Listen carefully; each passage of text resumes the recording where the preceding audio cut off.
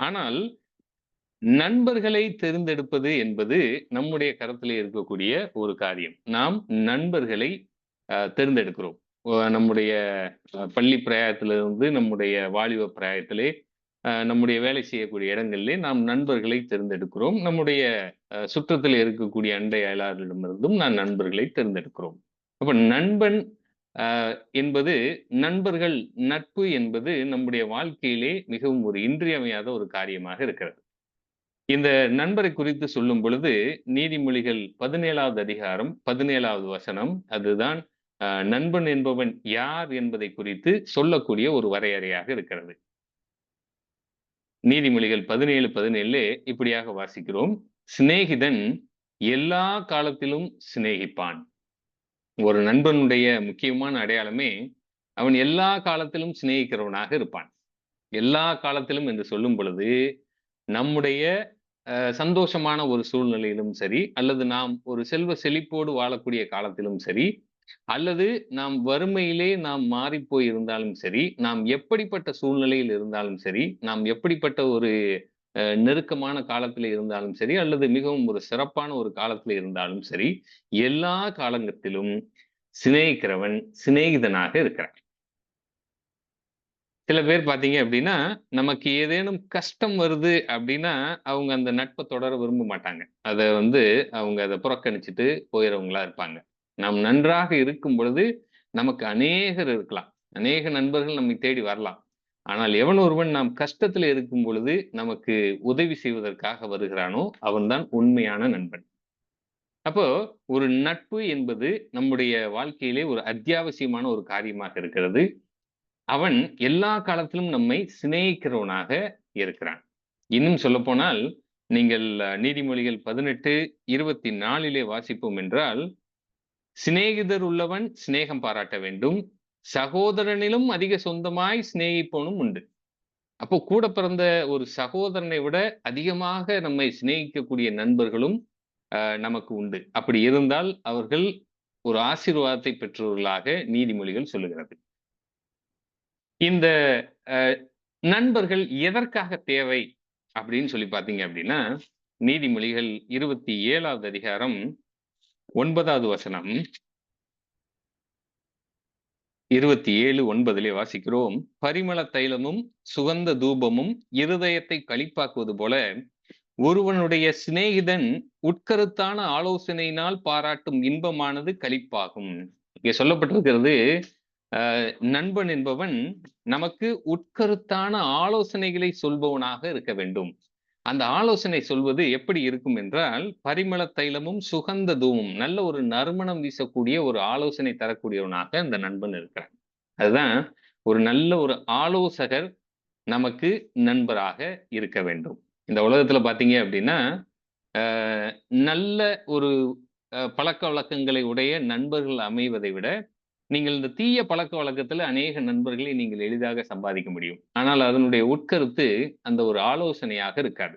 ஆனால் நீங்கள் தேர்ந்தெடுக்கக்கூடிய நல்ல ஒரு நண்பன் என்பவன், அவன் உங்களுக்கு உட்கருத்தான ஆலோசனை சொல்பவனாக இருக்கிறான். அப்போ நமக்கு ஆலோசனை சொல்வதற்கு நண்பர்கள் அவசியமாக இருக்கிறார்கள். அந்த ஆலோசனை என்பது ஒரு நறுமணமாக நம்முடைய வாழ்க்கையிலே வாசனையை வீசக்கூடிய ஒரு அ காரியமாக அவர்களுடைய ஆலோசனை இருக்கிறது.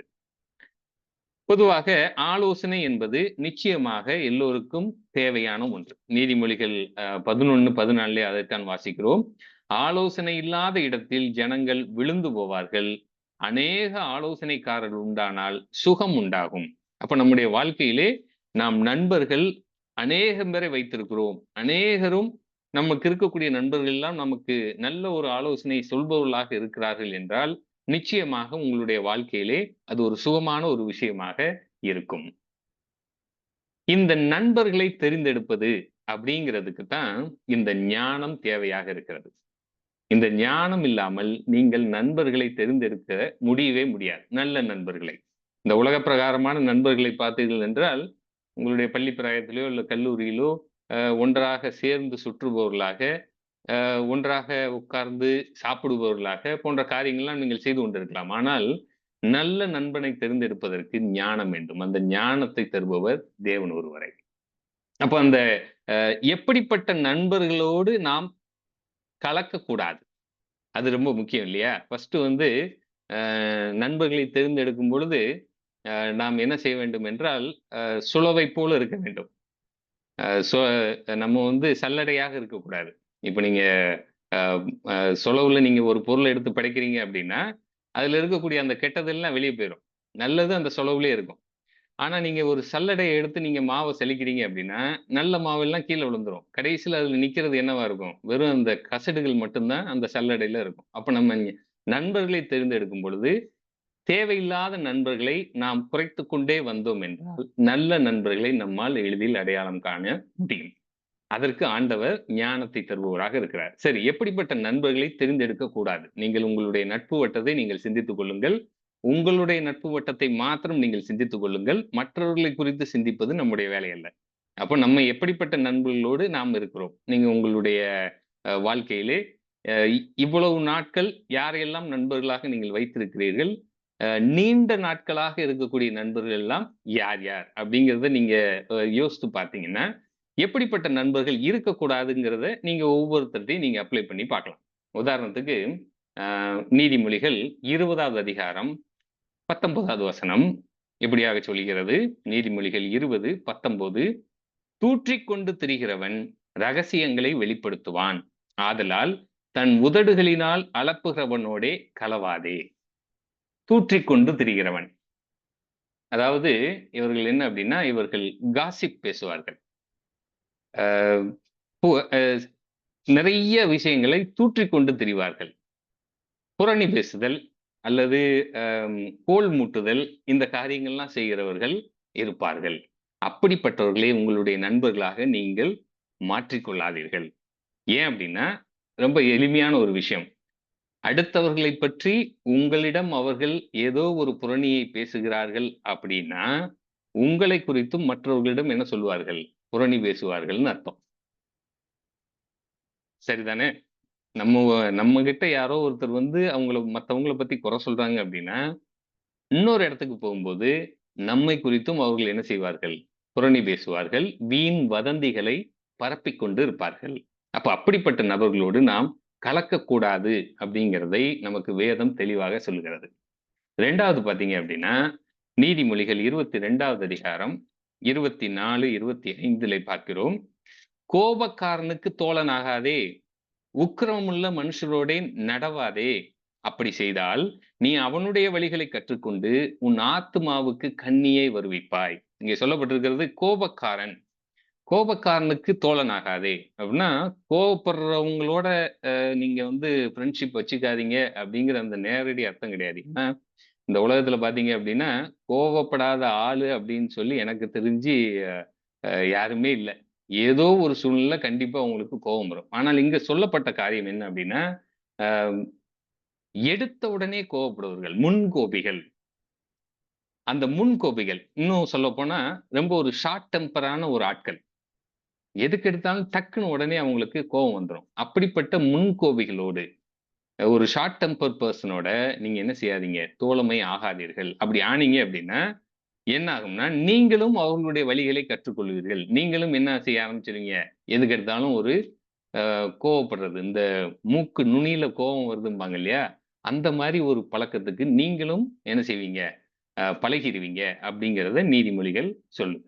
அப்போ ஷார்ட் டெம்பரான ஆட்களோட நாம் நட்பு வைத்திருக்க கூடாது.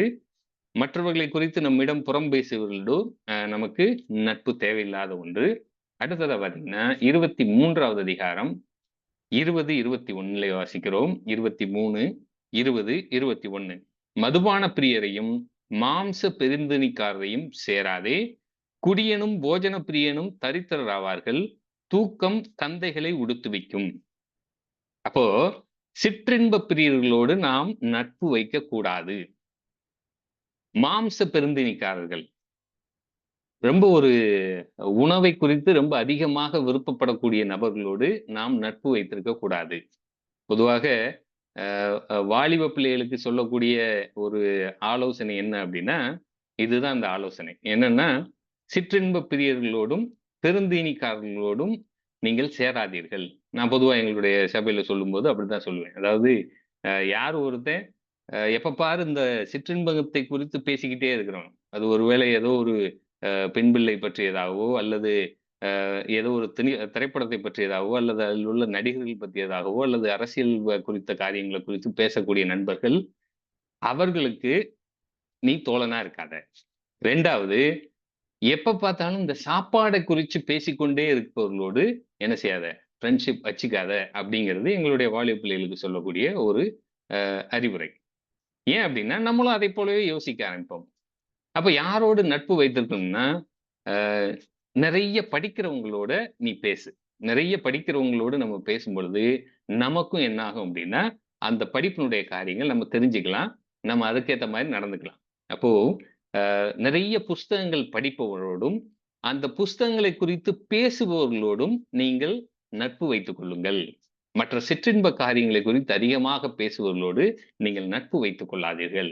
அப்போ நீதிமொழிகள் நமக்கு அதத்தான் சொல்லுது. சிற்றின்ப பிரியரையும், பெருந்தீனிக்காரர்களோடும் நீ களவாதே. அடுத்ததா நீதிமொழிகள் 24வது அதிகாரம் 21, 22 வாசிக்கிறோம். என் மகனே, நீ கர்த்தருக்கும் ராஜாவுக்கும் பயந்து நட. கலகக்காரரோடு களவாதே. சடுதியில் அவர்களுடைய ஆபத்து எழும்பும். அவர்கள் இருவரின் சங்காரத்தையும் அறிந்தவன் யார்? அப்ப கலகக்காரர்களோடு களவாதே. கலகக்காரர்கள் அப்படின்னா, தங்களுடைய நிலைமையை அடிக்கடி மாற்றிக் கொள்பவர்கள்ன்னு அர்த்தம்.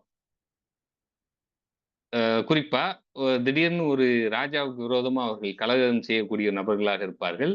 திடீர்னு பார்த்தா, அந்த நிலைமையிலிருந்து முற்றிலும் மாறி வேறொரு நிலைமைக்கு போயிருவாங்க. இப்படி கலகத்தை கன்ஃப்யூஷன் எப்ப பார்த்தாலும் ஒரு குழப்பமான ஒரு மனநிலையிலே இருக்கக்கூடிய ஒரு நபரோடு இருக்காதீர்கள். அவர்களோடு நட்பு பாராட்டாதீர்கள். அப்படின்னு சொல்லி நமக்கு நீதிமொழிகள் எச்சரிப்பு சொல்றது. அடுத்ததா நீதிமொழிகள் 25வது அதிகாரம் 18லிருந்து 20 வாசிப்போம் என்றால், நீதிமொழிகள் 25, 18லிருந்து பிறனுக்கு விரோதமாய் பொய் சாட்சி சொல்லுகிற மனுஷன் தண்டாயுதத்துக்கும், கட்கத்துக்கும், கூர்மையான அம்புக்கும் ஒப்பானவன். ஆபத்து காலத்தில் துரோகியை நம்புவது உடைந்த பல்லுக்கும், மொழிபுரண்ட காலுக்கும் சமானம். இங்கே பார்க்கிறோம். நாம் எப்படிப்பட்ட நண்பர்களோடு இருக்கணும்னா, இந்த சந்தர்ப்ப சூழ்நிலையினால் நமக்கு துரோகியாக மாறினவர்களோடு நாம் நட்பு வைத்துக் கொள்ளக்கூடிய சூழ்நிலை வரலாம். ஆனால் வேதம் சொல்கிறது, அப்படிப்பட்ட துரோகிகளோடு நீங்கள் களவாதீர்கள். அவர்கள் துரோகம் செய்திருக்கிறார்கள் என்றால், அவர்களோடு நீங்கள் களவாதீர்கள். அப்படி கலந்தால், அது என்ன ஆகும்னா, இன்னும் உங்களுடைய நிலைமையை மோசமாக்கும் அப்படின்னு சொல்லி நீதிமொழிகள் நமக்கு சொல்லுது. அடுத்ததா நமக்கு நன்றாக தெரிந்த விஷயம். அந்த நீதிமொழிகள் 1வது அதிகாரத்திலே வாசிப்போம். என்னன்னா, இந்த 10லிருந்து 19 வரை. மற்றவர்களுக்கு நாம் கெடுதல் செய்வோம். அந்த கெடுதல் மூலமாக நாம் நன்மையை பெற்றுக்கொள்வோம். அந்த நன்மையை எல்லோரும் பகிர்ந்து கொள்வோம் என்று சொல்லக்கூடிய அந்த நபர்களோடு நாம் நட்பு பாராட்டக் கூடாது. அப்ப 6 காரியங்கள் பார்த்திருக்கோம். நம்முடைய நட்பு வட்டத்துல புரணி பேசுபவர்கள் இருக்கக்கூடாது. முன்கோபக்காரர்கள் இருக்கக்கூடாது. சிற்றின்ப பிரியர்களும், பெருந்தினிக்காரர்களும் அதிலே இருக்கக்கூடாது. கலகக்காரர்கள் இருக்கக்கூடாது. பிறருக்கு தீங்கு விளைவிக்க வாஞ்சியோடு ஈடுபடக்கூடிய நபர்கள் நம்முடைய நண்பர்களாக இருக்கக்கூடாது. அப்ப எப்படிப்பட்ட ஒரு நண்பர்கள் இருக்க வேண்டும் அப்படின்னு சொல்லி பார்த்தீங்கன்னா, நீதிமொழிகள் 13வது அதிகாரம் 20வது வசனம். நீதிமொழிகள் 13:20 வாசிக்கிறோம். ஞானிகளோடே சஞ்சரிக்கிறவன் ஞானம் அடைவான். மூடருக்கு தோழனோ நாசமடைவான். அப்போ முதலாவது ஒரு கண்டிஷன் என்ன அப்படின்னா, ஞானம் உள்ளவனாக இருக்கணும். அதனாலதான் பொதுவா நம்முடைய சபையில இருக்கக்கூடிய வாலிப பிள்ளைகளுக்கு நாம் சொல்லுவோம், நீங்கள் நண்பர்களை தேர்ந்தெடுக்கும் பொழுது அவர்கள் மறுபிறப்பு அடைந்த ஒரு தேவ பிள்ளையாக இருப்பது அவசியம். கர்த்தருக்கு பயந்து நடக்கக்கூடிய பிள்ளைகளை உங்களுடைய நண்பர்களாக நீங்கள் சேர்த்துக் கொள்ளுங்கள். அது என்ன ஆகும்னா, அவனுக்கு கிடைக்கக்கூடிய அந்த ஞானம் உங்களுக்கும் பிரயோஜனமா இருக்கும். அதுதான் அங்கே வாசிக்கிறோம். அப்ப ஞானவான்களோடு இருக்கிறது தான் என்ன செய்யணும்? நாம் விரும்பணும். அப்படி ஞானவான்களோடு இல்ல, அவன் மூடனா இருக்கிறான் என்றால், அவனுக்கு நீங்கள் தோழனாக இருக்காதீர்கள் அப்படிங்கிறத இந்த நீதிமொழிகள் புஸ்தகம் நமக்கு சொல்லுது. நீதிமொழிகள் 13வது அதிகாரம் 14வது வசனம் சொல்கிறது, ஞானவான்களுடைய போதகம் ஜீவ ஊற்று. அதனால் மரண கண்ணிகளுக்கு தப்பலாம். அப்ப நம்முடைய நண்பர்கள் ஞானவான்களாக இருக்கும் பொழுது, அவர்கள் நமக்கு ஆலோசனை சொல்லும் பொழுது, அது நமக்கு ஜீவ ஊற்றாக இருக்கும். அது நமக்கு மரணக்கண்ணியிலிருந்து விடுதலையை அளிக்கக்கூடிய ஒரு வார்த்தைகளாக இருக்கும் அப்படிங்கிறத நீதிமொழிகள்ல இருந்து நாம் தெரிஞ்சுக்கலாம். இந்த அ அ இந்த நண்பர்களை நாம் தேர்ந்தெடுத்த பிற்பாடு, நாம் அவர்களோடு எப்படி பழக வேண்டும் என்பதையும் இந்த நீதிமொழிகள் புஸ்தகம் நமக்கு சொல்லுது. என்ன அப்படின்னா, அந்த மெயின்டெய்னிங் த ஃப்ரெண்ட்ஷிப் அந்த நட்ப நம்ம வந்து என்ன செய்யணும்? பேணி பாதுகாக்கணும் இல்லையா? நண்பர்கள் ஆயிட்டோம். எல்லா காலங்களிலும் நண்பர் சிநேகிப்பான் அப்படிங்கிறத நம்ம பார்க்கிறோம். அப்படி அந்த நண்பர்களை நாம் எப்படி ஒரு நல்ல ஒரு கணம் பண்ணி, நல்ல ஒரு ஐக்கியத்திலே அவர்களை வைத்திருக்கணும் அப்படின்னா, நீதிமொழிகள் 17வது அதிகாரம் 9வது வசனம். "குற்றத்தை மூடுகிறவன் சிநேகத்தை நாடுகிறான்."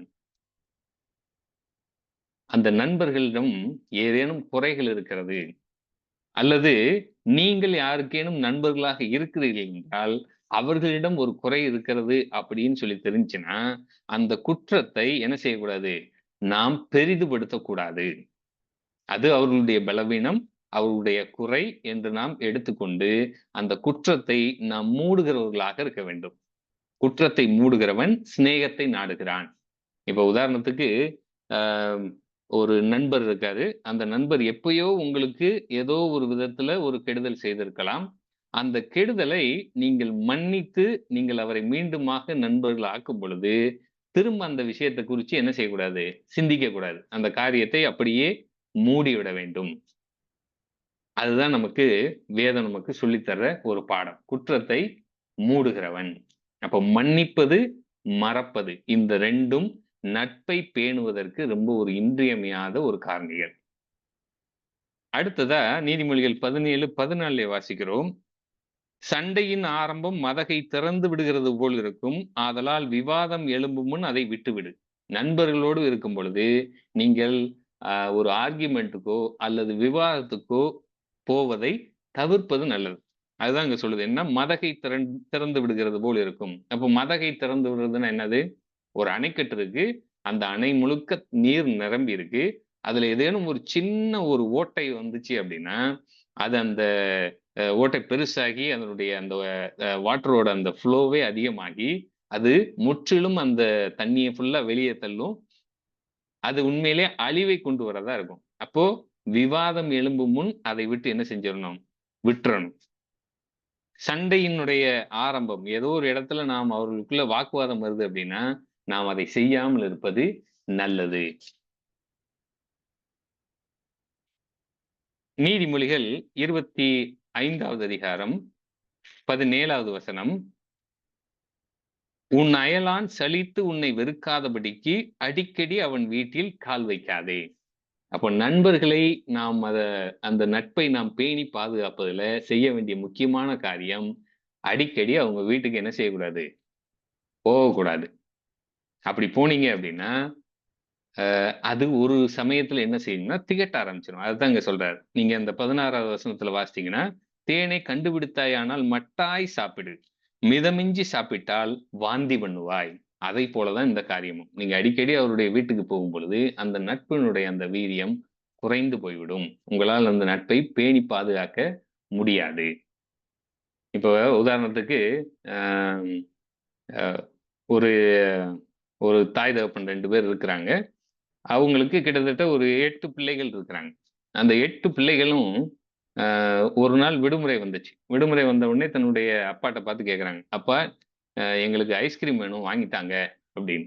உடனே அந்த அப்பா சொன்னாரு, சரி இவுங்க ஐஸ்கிரீம் வேண்டான்னு சொல்லி சொன்னா, அ ஒத்துக்க மாட்டாங்க. ஏன்னா எல்லாரும் சேர்ந்து கேட்குறாங்க. நம்ம ஒண்ணு செய்யலாம். நாளைக்கு உங்களுக்கு ஐஸ்கிரீம் நான் வாங்கி தரேன். ஆனா ஐஸ்கிரீம் மட்டும் தான் உங்களுக்கு சாப்பாடு. அப்படிங்கிறத அந்த அப்பா ஒரு கண்டிஷனா வைக்கிறாரு. இதுக்கு நீங்க சரின்னு சொல்லி சொன்னீங்கன்னா, உங்களுக்கு ஐஸ்கிரீம் வாங்கி தரேன் அப்படின்னு. அந்த பிள்ளைக எல்லாருக்கும் ஐஸ்கிரீம் ரொம்ப பிடிக்கும் அப்படிங்கிறதுனால, நாளைக்கு நாங்க ஃபுல்லா ஐஸ்கிரீமே சாப்பிடுறோம். எங்களுக்கு வேற எந்த சாப்பாடும் வேணாம் அப்படின்னு சொல்லி சொல்லிடுறாங்க. மறுநாள் அதே மாரி அப்பா என்ன செய்றாரு, விதவிதமா அவங்கவங்களுக்கு என்னென்ன ஃப்ளேவர்ல தேவையோ வெண்ணிலா, ஸ்ட்ராபெர்ரி, ஐஸ்கிரீம், சாக்லேட் எல்லா விதமான ஃப்ளேவர்லயும் அவரு என்ன செய்றாரு, வாங்கி வச்சுட்டாரு. வாங்கி வச்சுட்டு, காலையில சாப்பிடும்போது எல்லா பிள்ளைகளும் ரொம்ப சந்தோஷமா அந்த ஐஸ்கிரீம் சாப்பிட்டாங்க. அடுத்து ஒரு 11 மணி ஆன உடனே, அவங்களுக்கு என்ன ஆயிடுச்சு, கொஞ்சம் அதன் மேல இருந்த அந்த ஆர்வம் குறைஞ்சிருச்சு. அடுத்து மதிய சாப்பாட்டுக்கு அவங்க அப்பாவுக்கும், அம்மாவுக்கும் தனியா வேற ஒரு சாப்பாடு ரெடி பண்றாங்க. அத பார்த்த உடனே அவங்களுக்கு ரொம்ப ஆசையாயிருச்சு. அதுல போய் கை வைக்கும்போது, அப்பா அந்த கண்டிஷன ஞாபகப்படுத்துறாரு. "உங்களுக்கு இன்னைக்கு ஐஸ்கிரீம் மட்டும் தான் சாப்பாடு. அதனால உங்களுக்கு இந்த சாப்பாடு இல்ல" அப்படிங்கிறாங்க. அவங்க ஏற்கனவே சரின்னு சொல்லி சொன்னாங்க இல்லையா? அதனால அவங்க திரும்ப மதியமும் ஐஸ்கிரீம் சாப்பிடுறாங்க. அவங்களுடைய 11 மணிக்கும் ஐஸ்கிரீம் சாப்பிடுறாங்க. 1 மணிக்கும் ஐஸ்கிரீம் சாப்பிடுறாங்க. 4 மணி ஆன உடனே அவங்களால முடியல. இல்ல எங்களுக்கு ஐஸ்கிரீம் வேணாம் அப்படின்னு சொல்லி அந்த ஐஸ்கிரீம டேபிள் மேல இருக்கக்கூடிய விதவிதமான ஐஸ்கிரீம பார்க்கும்போது அவங்களுக்கு ஒரு விதமான வெறுப்பு வந்துருது. அடுத்து நைட் சாப்பிட உட்காரும்போது, எனக்கு இந்த ஐஸ்கிரீமே வேண்டான்னு சொல்லி எல்லா பிள்ளைகளும் சொல்ட்டாங்க. இப்படித்தான் நம்முடைய நட்பை நாம் பேணி பாதுகாக்கும் பொழுது, நாம ரொம்ப அதிக நேரம் அவங்களோட செலவழிச்சு, அவங்களுடைய வீட்டுக்கு அடிக்கடி போயிட்டு வந்தோம் அப்படின்னா, அந்த நட்பினுடைய அந்த முக்கியத்துவம் குறைஞ்சிரும். அப்ப நம்ம யாரோடு நம்ம நெருக்கமான நட்புல இருக்கோமோ, அவங்களை அளவோடு நாம் சந்திக்கணும். அளவுக்கு மிஞ்சினால் அந்த தேன் கூட என்ன செஞ்சிரும்? நஞ்சா மாறிரும். அது மாரி தான் நம்முடைய நட்பும் மாறிரும். அடுத்ததா பார்த்தீங்கன்னா, நீதிமொழிகள் 26வது அதிகாரம் 17வது வசனம். வழியே போகையில் தனக்கு அடங்காத வழக்கில் தலையிடுகிறவன், நாயை காதை பிடித்து இழுக்கிறவனைப் போலிருக்கிறான். அப்போ சம்பந்தமே இல்லாம, ஏதோ ஒரு காரியத்துல அவங்களுடைய தனிப்பட்ட காரியத்திலயோ, அல்லது குடும்ப காரியத்திலயோ, நாம் மூக்கை நுழைக்கும் பொழுது, அது அந்த நட்பை சிதைப்பதாக இருக்கிறது. அதில நம்ம ரொம்ப ஜாக்கிரதையா இருக்கணும். இப்போ ரோட்ல நடந்து போயிட்டு இருக்கிற ஒருத்தர், ஒரு நாயோட காத பிடிச்சு இழுக்கிறாரு அப்படின்னா, அவரால அந்த நாயோட காத பிடிச்சுக்கிட்டே ரொம்ப நேரம் இருக்க முடியாது. அந்த காத விடவும் முடியாது. அப்படிங்கிற ஒரு சூழ்நிலையில நீங்க மாட்டிக்கிருவீங்க. அப்ப நம்ம அடுத்தவர்களுடைய விஷயத்திலே நாம் தலையிடுவதற்கு முன்னாடி நாம் அதை யோசித்து பார்க்க வேண்டும். இது நமக்கு தேவையா? இல்லையா? அப்படிங்கிற ஒரு காரியம். அத நீங்க பண்ணீங்க அப்படின்னா, உங்களுடைய நட்பை உங்களால என்ன செய்ய முடியும்? ஒரு மெயின்டெயின் பண்ண முடியும். அடுத்ததா, அ 26வது அதிகாரம் 20வது வசனம். 26, 20லே வாசிக்கிறோம். "விறகில்லாமல் நெருப்பு அவியும், கோல் சொல்லுகிறவன் இல்லாமல் சண்டை அடங்கும்." அப்ப கோல் சொல்லக்கூடிய காரியத்திலே நாம் நட்பு பாராட்டக் கூடாது. நம்ம ஒருவேள அங்க பேசிக் கொண்டிருக்கும்போது, அடுத்தவர்களை குறித்து நாம் ஏதேனும் தவறான ஒரு காரியத்தை, வதந்தியை பரப்புகிறோம் அப்டின்னா, நீங்க நட்ப என்ன செய்ய ஆரம்பிக்கிறீங்க? இழக்க ஆரம்பிக்கிறீங்கன்னு அர்த்தம். அதனால தான் பொதுவா என்ன சொல்றது, இல்லாத நபர்களைப் பற்றி பேசும் பொழுது, அவர்களுடைய நல்ல விஷயங்களை பேசுங்கள். ஒருவேளை யாரிடம் உங்களுக்கு ஏதேனும் குறைவு இருந்தது என்றால், தனியாக அவரைக் கூப்ட்டு, அவரிடம் மாத்திரம் பேசுங்கள். அதுதான் வந்து நாம் பேசக்கூடிய அந்த வார்த்தையினுடைய வல்லமையில பார்த்தோம். என்னன்னா, யார்ட்டயாவது ஒரு குறை இருக்கு அப்டின்னா, "இந்த மாதிரி பிரதர், இந்த மாரி நீங்க பண்ணியிருக்க கூடாது. இந்த மாரி நீங்க பண்ணா நல்லா இருக்கும்." அப்படிங்கிற விஷயத்தை நீங்க தனியாக பேசுங்கள். அவர்ட்ட இருக்கக்கூடிய நல்ல குணாதிசயங்களை, நல்ல விஷயங்களை நீங்கள் மற்றவர்களிடம் பேசுங்கள். அப்ப கோள் சொல்லுதல் இல்லாமல் சண்டை அடங்கும் இருக்கு இல்லையா? இதுல இந்த 19வது வசனம் ரொம்ப ஒரு முக்கியமான ஒரு விஷயம். என்ன அப்படின்னா, அ 18ல இருந்தே வாசிக்கிறேனே. "கொள்ளிகளையும், அம்புகளையும், சாவுக்கு ஏதுவானவைகளையும் எறிகிற பைத்தியக்காரன் எப்படி இருக்கிறானோ, அப்படியே தனக்கு அடுத்தவனை வஞ்சித்து, நான் விளையாட்டுக்கல்லவோ செய்தேன் என்று சொல்லுகிற மனுஷனும் இருக்கிறான்." அப்ப செய்றதெல்லாம் செஞ்சுட்டு, நான் சும்மா ஒரு விளையாட்டுக்கு தான் செஞ்சேன் அப்படின்னு சொல்லி சொன்னா, உங்களுடைய அந்த நட்பு ஆட்டோமேட்டிக்கா என்ன செஞ்சிரும்னா முறிந்து போய்விடும். இது என்ன அப்படின்னா, ஒரு கொலைய பண்ணிட்டு, அந்த கொலைக்கு பதிலா நான் ஒரு சின்ன ஒரு குறும்புத்தனம் தான் செஞ்சேன் அப்படின்னு சொல்லி சொன்னா எப்படி இருக்குமோ, அது மாதிரி அவர்களுடைய பேச்சும், நடக்கையும் இருக்கும். உதாரணத்துக்கு, ஒரு திருமணம் செய்றதற்கு ஒரு பெண்ணை நிச்சயம் செய்துவிட்டு, "இல்ல எனக்கு அந்த திருமணத்தில விருப்பம் இல்ல" அப்படின்னு சொல்லி சொன்னா, அது எப்படிப்பட்ட ஒரு காரியமா இருக்குமோ, "எது நான் சும்மா விளையாட்டுக்கு தான் செஞ்சேன்" அப்படின்னு சொல்லி சொல்றது, அந்த நபர்கள் மாதிரி நாம் இருந்தோம் என்றால், நம்முடைய நட்பு கூடிய விரைவிலே முறிந்து போய்விடும். அப்ப நம்ம செய்யக்கூடிய விஷயங்கள், நாம் ரொம்ப ஜென்டிலாக நடந்து கொள்ள வேண்டும். நாம் அவர்களோடு அன்பு பாராட்ட வேண்டும். அவர்களுடைய தவறுகளை நாம் மூடுகிறவர்களாக இருக்க வேண்டும். அவர்களிடம் உள்ள குறையை அவர்களிடம் மாத்திரம் பேசுபவர்களாக இருக்க வேண்டும். மற்றவர்களுடைய குறையை அவர்களிடம் பேசக்கூடாத ஒரு நிலைமையிலே நாம் இருந்து கொள்ள வேண்டும். நமக்கு அறியாத காரியங்கள், நமக்கு தேவையில்லாத காரியங்களிலே நாம் தலையிடுவதை தவிர்க்க வேண்டும். அப்படி இருந்தோம் என்றால், அது உண்மையிலேயே நல்ல ஒரு நட்பை பேணக்கூடிய ஒரு காரியமாக இருக்கும். இதுல நீதிமொழிகள் 27, 14லே ஒரு வார்த்தை சொல்லப்பட்டிருக்கிறது. நீதிமொழிகள் 27, 14. ஒருவன் அதிகாலையிலே எழுந்து உரத்த சத்தத்தோடே தன் சிநேகிதனுக்கு சொல்லும் ஆசீர்வாதம் சாபமாக எண்ணப்படும். இதனுடைய அர்த்தம் என்னங்க? காலையில எந்திரிச்சு ஒரு குட் மார்னிங் சொல்றது ஒரு தப்பா? ஒருவன் அதிகாலையிலே எழுந்து உரத்த சத்தத்தோடே தன் சிநேகிதனுக்கு சொல்லும் ஆசீர்வாதம் சாபமாக எண்ணப்படும். இதனுடைய அர்த்தத்தை நீங்க எடுத்து பார்த்தீங்கன்னா, இதனுடைய மூல மொழியிலே இதனுடைய அர்த்தத்தை எடுத்து பார்த்தீங்க அப்படின்னா, காலையில அ அதாவது நைட்டு ஃபுல்லா தூங்காம, காலையில கொஞ்சம் அசந்து தூங்கக்கூடிய ஒரு நபரை, தூங்கிக் கொண்டிருக்கக்கூடிய ஒரு நபரை தட்டி எழுப்பி, அவருக்கு ஆசீர்வாதம் சொல்லக்கூடிய வார்த்தைகளை பேசக்கூடிய சிநேகிதன்னு அர்த்தம். அப்படி பேசுவது சாபமாக எண்ணப்படும். யோசிச்சு பாருங்க, நீங்க நல்ல ஒரு தூக்கத்துல இருக்கீங்க. திடீர்னு ஒருத்தர் உங்கள எழுப்பி, குட் மார்னிங் அப்படின்னு சொல்லி சொன்னா உங்களுக்கு எப்படி இருக்கும்? அப்ப நம்முடைய சிநேகிதனுடைய நிலைமை என்னங்கிறத நம்ம தெரிஞ்சுக்கிட்டு, அதற்கேற்ற மாரி நடந்து கொள்ளணும். அதுதான் இங்கே சொல்லக்கூடிய ஒரு காரியம். அடுத்ததா, இப்போ இந்த நட்புக்கு இடையில ஏதோ ஒரு பிரச்சனை வந்துருச்சுன்னு வைங்க.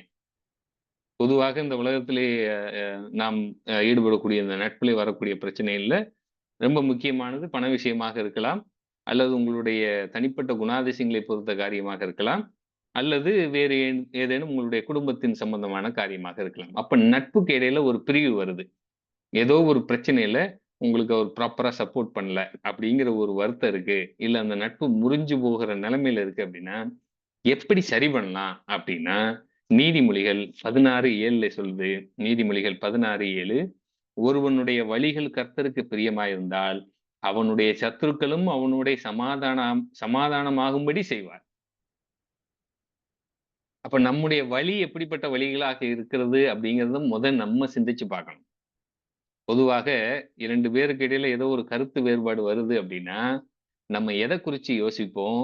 அவர்கள் என்ன தவறு செய்தார்கள் அப்படிங்கிறத குறிச்சு தான் நாம யோசிப்போம். ஆனா, வேதம் அப்படி சொல்லல. வேதம் முதலாவதாக நம்மை நிதானித்து பார்க்கணும். இவங்க இப்படி கசப்பாயிருச்சே, இப்படி ஒரு நட்பு முறிஞ்சு போற நிலைமையில இருக்கே, நம்ம சைடு என்ன பிரச்சனை? நம்ம எந்த விஷயத்த உருப்படியா செய்யல? நம்ம அவ எதிர்பார்த்த மாரி எதுவும் காரியம் செய்யாம விட்டோமா? அப்படின்னு சொல்லி குறைகளை நம்மிடம் முதலாவதாக தேடணும். அதனால தான் அங்க சொல்லியிருக்கு, ஒருவனுடைய வழிகள் கர்த்தருக்கு பிரியமா இருந்தால், அப்ப நீங்க செஞ்ச காரியம் கர்த்தருக்கு பிரியமா இருந்துச்சு அப்படின்னா, நீங்க அந்த நட்பு முறிஞ்சு போவத குறிச்சு நீங்க கவலைப்பட தேவையில்ல. கண்டிப்பா ஆண்டவர் ஒரு நாள் அந்த நட்ப என்ன செய்வார்? திரும்ப கொண்டு வருவார். உங்களுடைய சத்துருக்களும் என்ன செய்வார்களாம்? உங்களுக்கு உங்களோடு சமாதானமாகும்படி ஆண்டவர் செய்வார். அப்ப நட்போட மையம் என்னவா இருக்கணும் அப்டின்னா, கடவுளாக இருக்க வேண்டும். அப்ப தேவனுக்கு பயந்த பிள்ளைகள் நட்பிலே இருக்கும் பொழுது, ஏதேனும் ஒரு கருத்து வேறுபாடு வந்தாலும், தேவன் அவர்களுக்குள் இருக்கக்கூடிய அந்த உறவை புதுப்பிக்க செய்வார். 2வது நீதிமொழிகள் 15வது அதிகாரம் 18வது வசனம். நீதிமொழிகள் 15, 18 கோபக்காரன் சண்டையை எழுப்புகிறான். நீடிய சாந்தம் உள்ளவனோ சண்டையை அமர்த்துகிறான். அப்ப நம்ம ஸ்லோ டூ ஆங்கர். நம்ம நண்பர்களுடன் பேசும்பொழுது, நண்பர்களுடன் பழகும்போது, நாம் கோவப்படுபவர்களாக இருக்கக்கூடாது. பொறுமையா நாம் அவருக்கு விளக்கிச் சொல்பவராக இருக்க வேண்டும். நீடிய சாந்தத்தோடு இருக்க வேண்டும். அவர்கள் செய்யக்கூடிய விஷயங்களை நாம் சகித்துக் கொண்டவர்களாக இருக்க வேண்டும். அதுதான் அந்த நீடிய சாந்தம் அப்படிங்கிறதனுடைய அர்த்தம். ஆண்டவர் நம் மீது நீடிய சாந்தத்தோடு இருக்கிறார் இல்லையா? அவரு நம்முடைய தவறுகளுக்கெல்லாம் உடனடியாக தண்டனை குடுக்கணும் அப்டின்னா, அ நெறைய பேரு வந்து சபையில இருப்பாங்களா? அப்படிங்கிறதே ஒரு சந்தேகம் தான். ஆனா ஆண்டவர் நம் மீது எப்படியாக இருக்கிறார்ன்னா, நீடிய சாந்தத்தோடு இருக்கிறார். நீடிய பொறுமையோடு இருக்கிறார். It's a long suffering. அப்ப அந்த மனநிலை நமக்கு நட்போடு இருக்க வேண்டும். நீதிமொழிகள் 18வது அதிகாரம் 13வது வசனம்.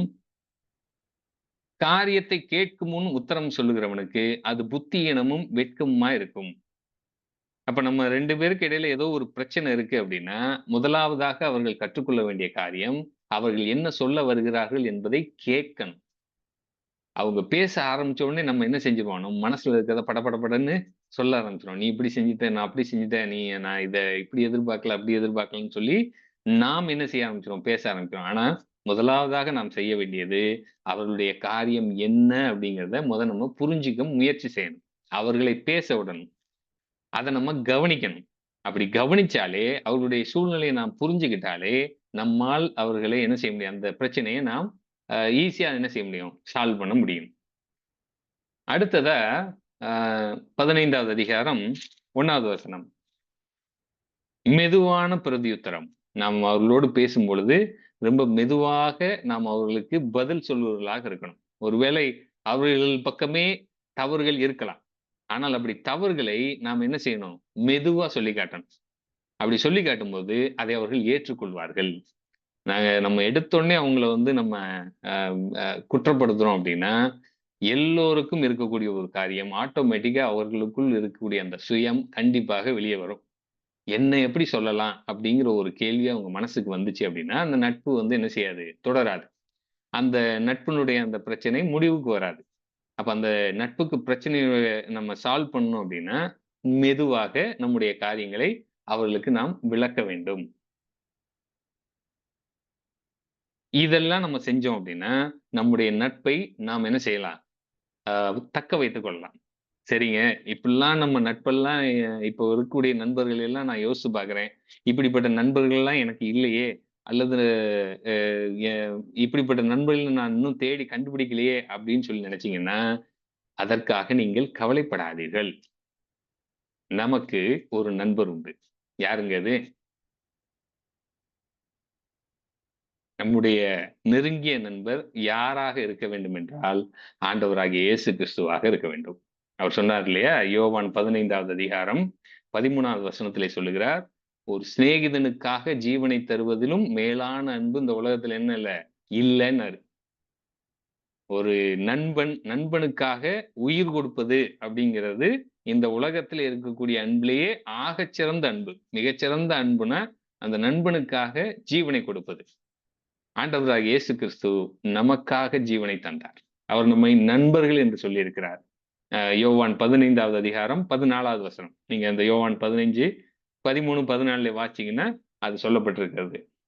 ஸோ என்னுடைய கற்பனைகளை நீங்கள் கைக்கொண்டால், நீங்கள் என்னுடைய சிநேகிதர்களாக இருப்பீர்கள் அப்படின்னு ஆண்டவராகிய இயேசு கிறிஸ்து சொல்லியிருக்காரு.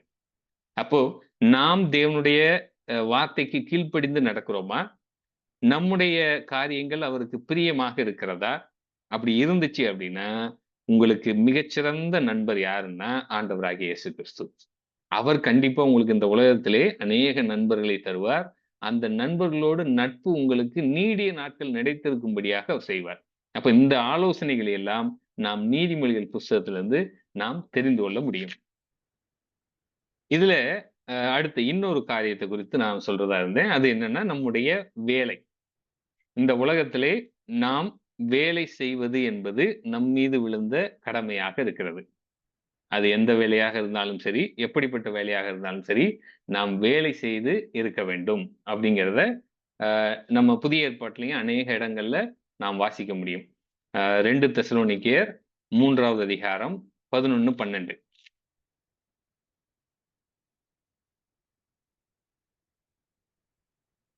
2 தெசலோனிக்கேயர் 3வது அதிகாரம் 11, 12 வாசிக்கிறோம். உங்களில் சிலர் யாதொரு வேலையும் செய்யாமல் வீண் அலுவல்காரராய் ஒழுங்கற்று திரிகிறார்கள் என்று கேள்விப்படுகிறோம். இப்படிப்பட்டவர்கள் அமைதலோடே வேலை செய்து தங்கள் சொந்த சாப்பாட்டை சாப்பிட வேண்டும் என்று நம்முடைய கர்த்தராகிய இயேசு கிறிஸ்துவினாலே அவர்களுக்கு கட்டளையிட்டு புத்தி சொல்லுகிறோம் அப்படிங்கிறார். அப்ப நம்முடைய இந்த உலக பிரகாரமான வாழ்க்கையில நமக்கு விதிக்கப்பட்ட ஒரு நியமம் என்ன அப்படின்னா, நாம் வேலை செய்பவர்களாக இருக்க வேண்டும். அப்படி வேலை செய்வது எதற்காக அப்படின்னு சொல்லி பார்த்தீங்கன்னா, நம்முடைய குடும்பத்தை போஷிப்பதற்காக, நம்மை போஷிப்பதற்காக, நம்முடைய சமுதாயத்திற்கு ஏற்ற ஒரு நன்மைகளை செய்வதற்காக அப்படின்னு சொல்லி நம்ம சொல்லிக்கிட்டே போலாம். ஆனா, பணம் சம்பாதிப்பதை மாத்திரம் நாம் குறிக்கோளாக கொண்டு என்ன செய்யக்கூடாது? அந்த வேலையை செய்யக்கூடாது. ஆ வாசிங்களேன். நீதிமொழிகள் 11வது அதிகாரம் 4வது வசனம். கோபாக்கினை நாளில் ஐஸ்வர்யம் உதவாது, நீதியோ மரணத்துக்கு தப்புவிக்கும். அப்போ பொருளை சம்பாதிப்பது அப்படிங்கிறது அது பிரியாரிட்டி கிடையாது. எது பிரியாரிட்டி அப்படின்னா, நீதிமானாக நீதியை செய்யக்கூடியவனாக வாழ்வது என்பது நமக்கு மரணத்திலிருந்து விடுதலை தருவதாக இருக்கிறது. அப்ப நம்முடைய பிரியாரிட்டி எது மேல இருக்கணும் அப்படின்னா, ரைச்சஸ்னஸ்ல இருக்கணும். ரிச்சஸ்னஸ்ல இருக்கக்கூடாது. நீதிமொழிகள் 11:28 வாசிக்கிறோம். தன் ஐஸ்வரியத்தை நம்புகிறவன் விழுவான். நீதிமான்களோ துளிரைப் போல தலைப்பார்கள். இப்ப நெறைய செல்வம் வச்சிருந்தா, நாம் நிம்மதியாக, சந்தோஷமாக வாழலாம் அப்படின்னு சொல்லி நினைக்கிறதுங்கிறது ஒரு மதியீனமான ஒரு செயல். நாம் நீதிமானாக நடப்பதற்கு அதிக பிரயாசப்பட வேண்டும். நாம் பொருளாசைக்காரர்களாக இருக்கக்கூடாது. நீதிமொழிகள் 16வது அதிகாரம் 8வது வசனம் அதைத்தான் நமக்கு சொல்லுகிறது. நீதிமொழிகள் 16:8. அநியாயமாய் வந்த அதிக வருமானத்திலும், நியாயமாய் வந்த கொஞ்ச வருமானமே உத்தமம். அப்ப நம்முடைய வாழ்க்கையில நாம் எதற்காக நாம் சம்பாதிக்கிறோம் என்றால், நம்முடைய தேவைகளை சந்திப்பதற்காக, இந்த சமுதாயத்திற்கு பிரயோஜனப்படுவதற்காக, நம்முடைய குடும்பத்திற்கு பிரயோஜனப்படுவதற்காக. அது நீங்கள் 1 தீமோத்தேயு 5:8லயும் பார்க்கலாம். 2 தெசலோனிக்கேயர் 3:6லயும் வாசிக்கலாம். ஆனால் இந்த காரியங்கள் எல்லாம் நம் அதிக முக்கியத்துவம் குடுத்து நம்ம வாழ்க்கையில என்ன செய்யக்கூடாது, போகக்கூடாது. நீங்க சில பேர பார்த்தீங்கன்னா, 24 மணி நேரமும் அ நம் எப்படி பணம் சம்பாதிப்பது என்பதை குறித்தே யோசித்துக் கொண்டே இருப்பார்கள். அவர்கள் ஆவிக்குரிய நிலைமையை குறித்து ஒரு நாளும் அவர்கள் யோசிக்க மாட்டார்கள். அப்போ நாம் எதற்கு முக்கியத்துவம் கொடுக்க வேண்டும் என்றால், நம்முடைய ஆவிக்குரிய வாழ்க்கைக்கு நாம் முக்கியத்துவம் கொடுக்க வேண்டும்.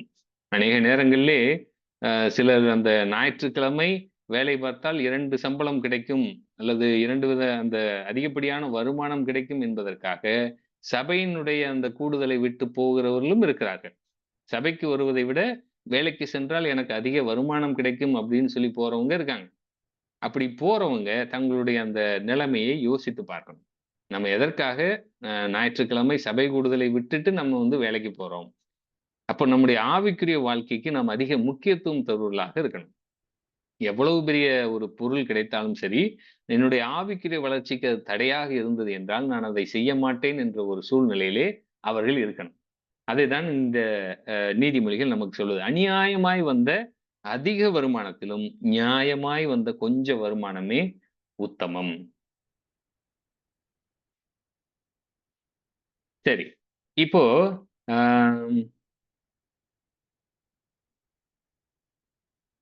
நாம் செய்யக்கூடிய வேலை. நான் இந்த உலகத்துல வாழும்போது எல்லாருக்கும் கனவுகள் உண்டு. நீங்க ஸ்கூல் படிக்கும்போது உங்களுடைய எதிர்காலத்தை குறித்து ஒரு கனவு இருந்திருக்கலாம். நீங்கள் கல்லூரியிலே படிக்கும் பொழுது உங்களுடைய எதிர்காலத்தை குறித்து ஒரு கனவு இருந்திருக்கலாம். நீங்கள் வேலையிலே முதலாக சேர்ந்த பொழுது உங்களுக்கு ஒரு கனவு இருந்திருக்கலாம்.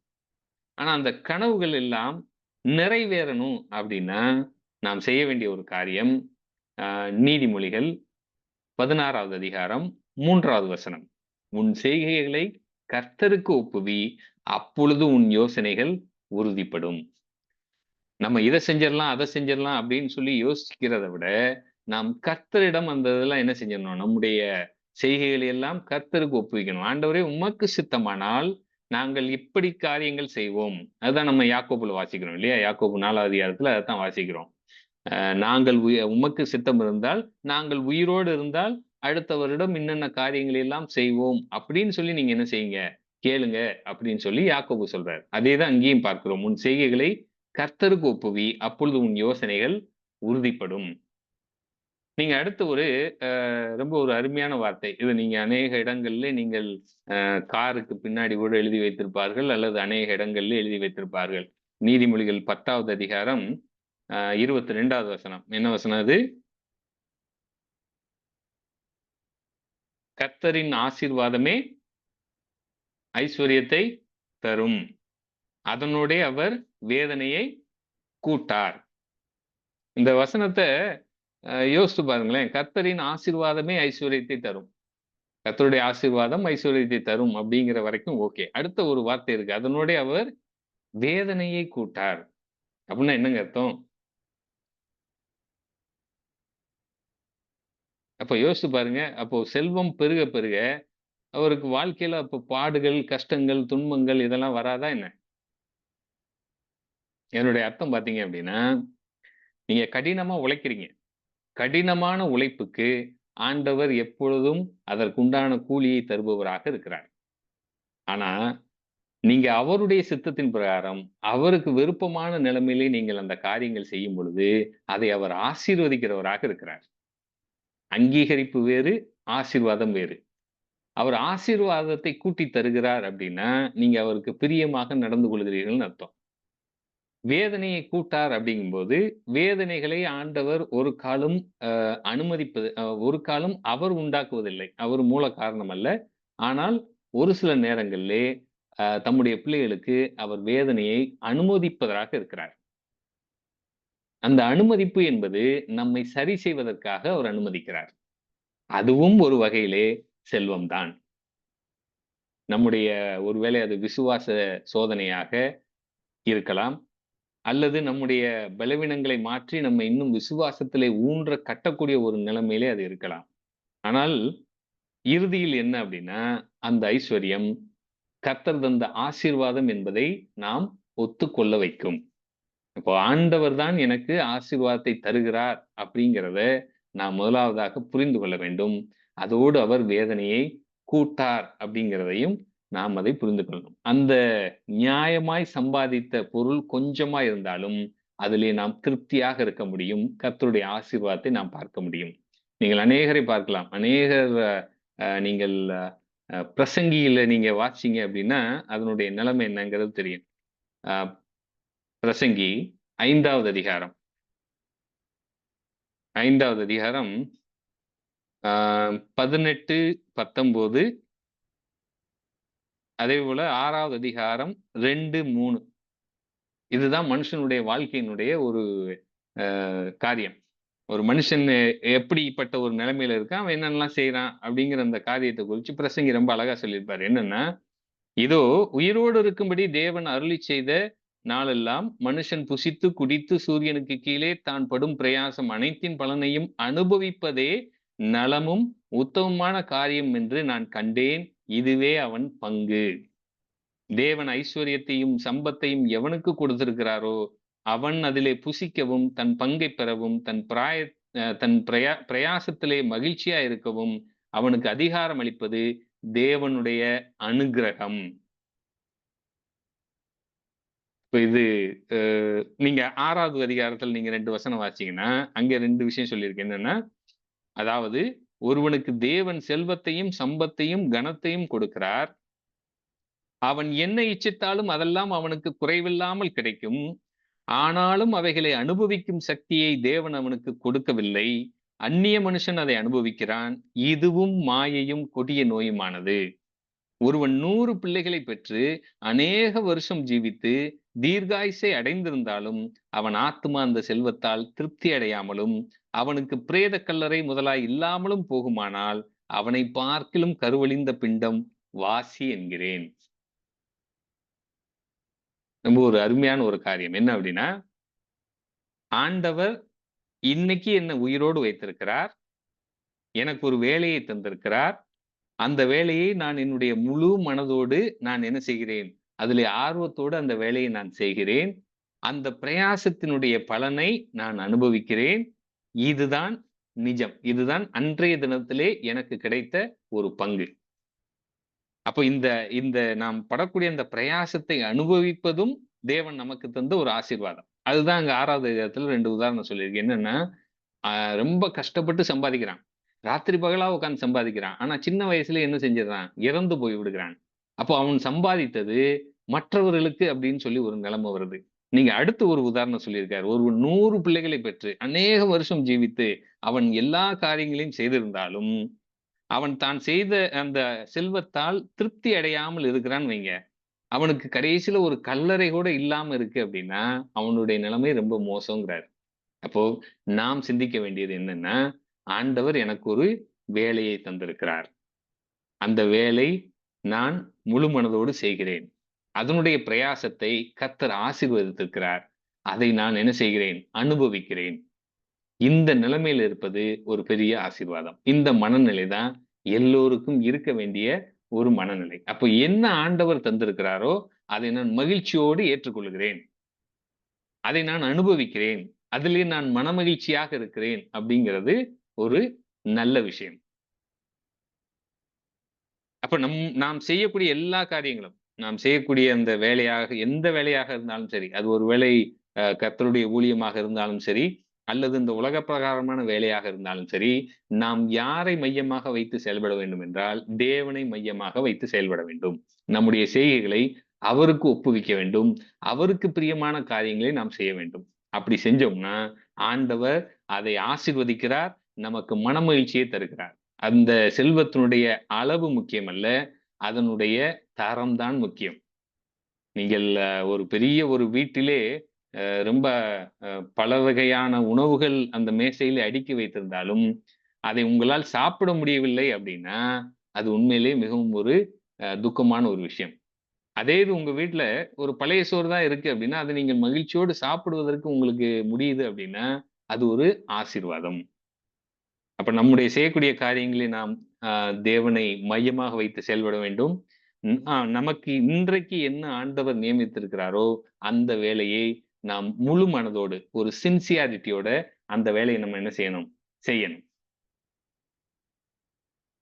ஏன்னா, நீதிமொழிகள் 27:1 வாசிக்கிறோம். நாளைய தினத்திலே என்ன நடக்குங்கிறது நமக்கு தெரியாது. நாளைய தினத்தை குறித்து பெருமை பாராட்டாதேன்னு இருக்கு. அப்ப நாளைக்கு என்ன நடக்கும்னு தெரியாது. இன்னைக்கு இதுதான் நடந்திருக்கு. இந்த காரியங்கள் நான் செய்றேன். அப்படிங்கிற நிலைமையில நாம இருக்கணும். சரி.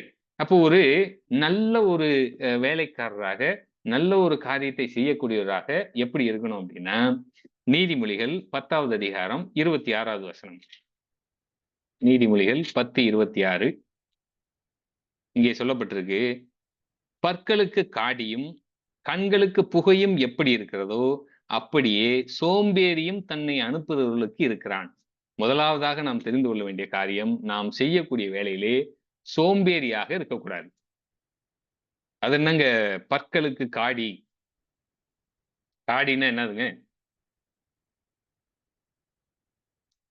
பற்களுக்கு காடி, கண்களுக்கு புகை எப்படி இருக்கிறதோ? காடி அப்படிங்கிறது கசப்பு. நீங்க அ பல்லுல நீங்க ஏதோ ஒண்ணு அ கூச்சம் தரக்கூடிய ஏதோ ஒரு விஷயத்த நீங்க சாப்பிடுறீங்கன்னு வைங்க. உடனே நம்ம பல்லு என்ன செய்ய ஆரம்பிச்சுரும்? கூச ஆரம்பிச்சுரும். அப்படி அந்த பற்களுக்கு எப்படி காடி இருக்கோ, கண்களுக்கு புகை. புகை கண்ல பட்டா நமக்கு எப்படி ஒரு எரிச்சலா இருக்கோ, அது மாதிரி தன்னை அனுப்புறவருக்கு சோம்பேறி எப்படி இருக்கானா? அப்படியே இருக்கிறான். இப்போ ஒரு ஒரு விஷயத்த அந்த காலத்துல நீங்க யோசிச்சு பாருங்க. ஒரு ராஜா இருக்காரு, அல்லது ஒரு அதிகாரி இருக்காரு. ஒரு இடத்துல இருந்து இன்னொரு இடத்துக்கு ஏதோ ஒரு தகவலை பரப்பும்படியாக ஒரு நபரை அங்க நியமிச்சு அனுப்புறாருன்னு வைங்க. ஒரு ஒற்றன அனுப்புறாரு. அவன் என்ன செய்யணும்? வேகமா போய் அந்த வேலைய என்ன செஞ்சிரணும்? செஞ்சு முடிச்சிரணும். அப்படி இல்லாம, அவன் சோம்பேறித்தனமா இடையில எங்கேயாவது போய் ஒரு இடத்துல உட்கார்ந்து, அவன் பொறுமையா அந்த வேலைய செய்றான் அப்படின்னா, அந்த எஜமானனுக்கு, அந்த அதிகாரிக்கு எப்படி இருக்கும்னா, கண்ணுல புகைய போட்ட மாரி இருக்குமாம். பல்லுல கூச்சம் வந்த மாரி இருக்குமாம். அப்ப நாம் சோம்பேறிகளாக இருக்கக்கூடாது அப்படிங்கிறத, நம்ம இந்த நீதிமொழிகள் புஸ்தகத்துல அநேக இடங்கள்ல பார்க்கலாம். அப்படி சோம்பேறியா இருந்தோம் அப்படின்னா, நமக்கு எஜமானனாக இருக்கக்கூடிய தேவனுக்கு நாம் எரிச்சலை மூட்டுவர்களாக இருப்போம். அப்ப நமக்கு என்ன வேலையோ, அந்த வேலைய முழு மனதோடு செய்யணும்.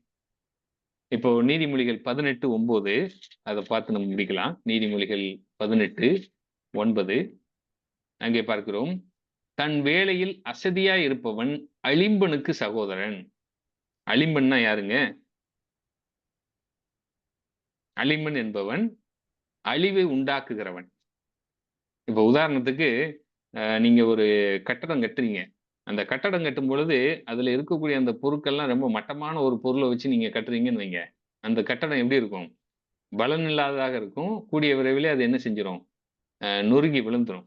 அது மாதிரி வேலையில அசதியா இருக்கிறவங்க, பொறுமையா பார்த்துக்கலாம். ஒரு சோம்பேறித்தனமா இருக்கிறவங்க, அல்லது அதை அசட்டை செய்பவர்கள், ஆண்டவர் நமக்கு என்ன வேலைய தந்திருக்கிறாரோ, அந்த வேலையில நாம் அசட்டை உள்ளவர்களாக இருப்போம் அப்படின்னா, நாம் அழிவை உண்டாக்குறோம்னு அர்த்தம்.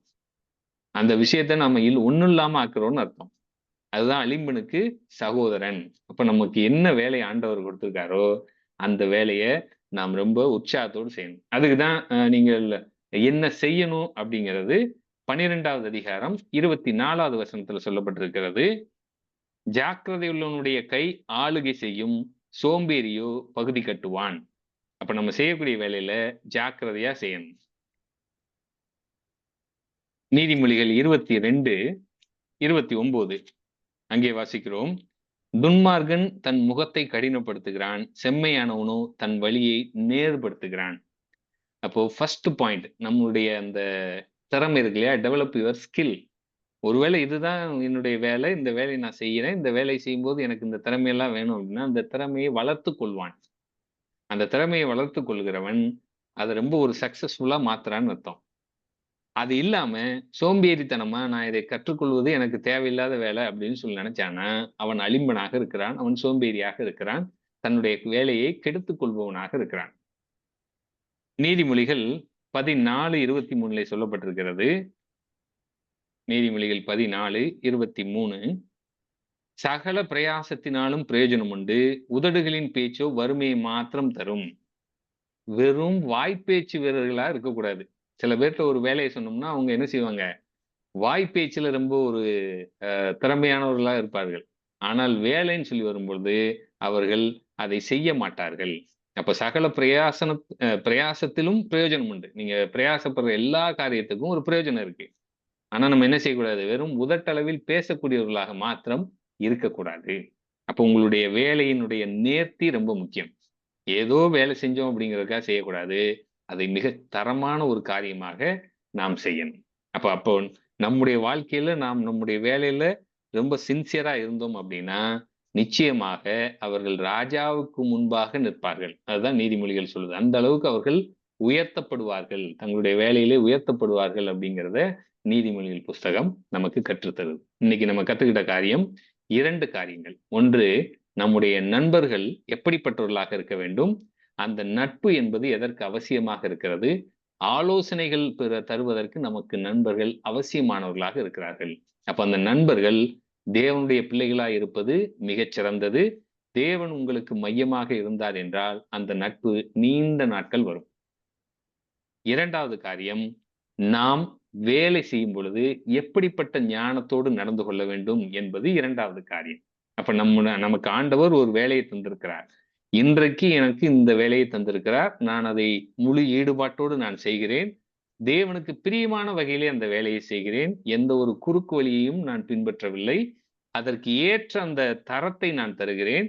அதை தரமுள்ள ஒரு வேலையாக நான் செய்கிறேன். அதற்கு தேவையான திறமைகளை நான் வளர்த்துக் கொள்கிறேன் அப்படிங்கிற நிலைமையில நாம் அந்த வேலையிலே ஈடுபடுபவர்களாக இருக்க வேண்டும். அப்ப இந்த 2 காரியங்களை நீங்கள் சிந்தித்து பாருங்கள். இந்த கொடுக்கப்பட்ட இந்த வசனங்களை நீங்கள் வாசித்து பாருங்கள். அநேக காரியங்களை கர்த்தர் உங்களுக்கு வெளிப்படுத்துவார். கர்த்தருடைய திருநாமம் மகிமைப்படுவதாக. Thank you brother. இப்பொழுது நம்முடைய சகோதரர் விஜயானந்த் அவர்கள் ஜெபம் செய்து கூட்டத்தை நிறைவு செய்வார்கள். சகோதரர் விஜயானந்த்.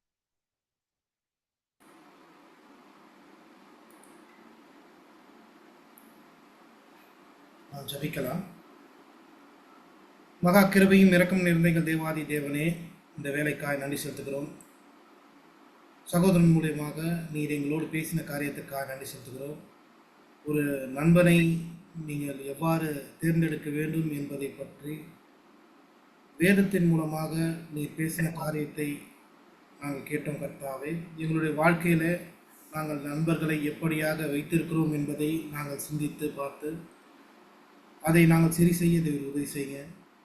அதே போல் வேலை காரியங்களில் நாங்கள் எப்படிப்பட்டவர்களாக இருக்கிறோம், நாங்கள் எப்படிப்பட்ட காரியங்களை செய்கிறோம் என்பதை நாங்கள் சிந்தித்து பார்த்து சரி செய்ய உதவி செய்து நீ செய்தி கொடுத்த தாசனை ஆண்டவரை நீர் அருமையாக எடுத்து பயன்படுத்துறதுக்காக நன்றி செலுத்துகிறோம்.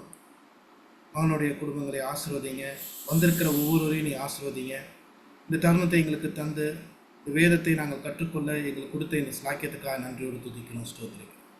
நாங்கள் கொண்டு வந்தக்கூடிய எளிய துதிக்க ஸ்தோத்திரங்கள் எல்லாவற்றையும் அருமரட்சகரான இயேசு கிறிஸ்துவின் நாமத்தில் எடுக்கிறோம். ஜீவன் நல்ல பிதாவே.